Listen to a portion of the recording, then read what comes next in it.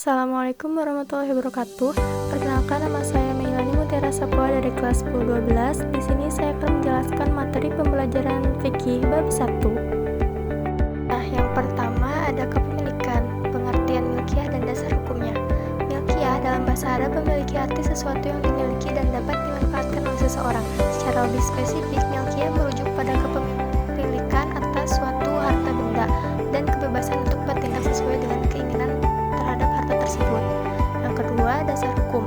Salah satu dasar hukumnya yaitu dalam hadis riwayat Bukhari Muslim yang artinya, siapa yang gugur dalam mempertahankan hartanya ia syahid, siapa yang gugur dalam mempertahankan darahnya ia syahid, siapa yang gugur dalam mempertahankan agamanya ia syahid, siapa yang gugur dalam mempertahankan keluarganya ia syahid.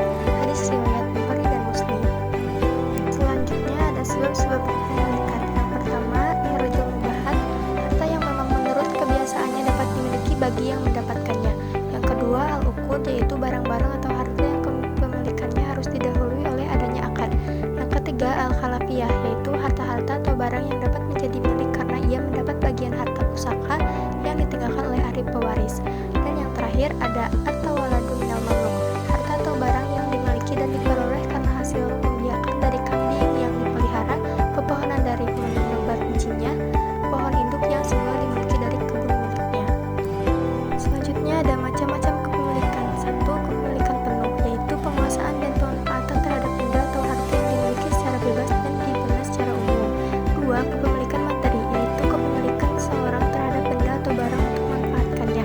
Tiga, kepemilikan manfaat, yaitu kepemilikan seseorang terhadap benda atau barang untuk memanfaatkannya saja, tidak dibenarkan secara hukum untuk menguasai materi harta itu.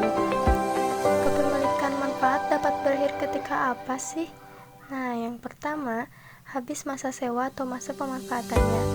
Yang kedua, barang yang dimanfaatkan itu rusak atau hilang sehingga tidak dapat digunakan lagi. Dan yang terakhir, salah satu pembuat akad meninggal dunia. Yang terakhir ada ihya al-mawat, yaitu membuka lahan baru.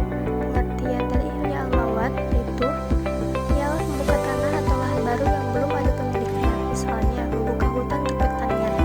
Hukum ihya al-mawat ialah boleh atau jaiz berdasarkan hadis Nabi SAW yang berbunyi dari Jabir, Nabi SAW bersabda, barang siapa membuka tanah baru maka itu menjadi miliknya. Hadis riwayat Tirmizi.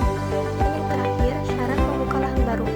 Syaratnya yaitu ada dua. Yang pertama, tanah yang ia tandai itu hanya sekedar cukup untuk keperluannya, kalau lebih orang lain boleh mengambil lebihnya. Dan yang terakhir, boleh dia sanggup dan cukup alat untuk meneruskannya, bukan semata-mata sekedar untuk menguasai tanah saja. Sekian materi pembelajaran fikih bab 1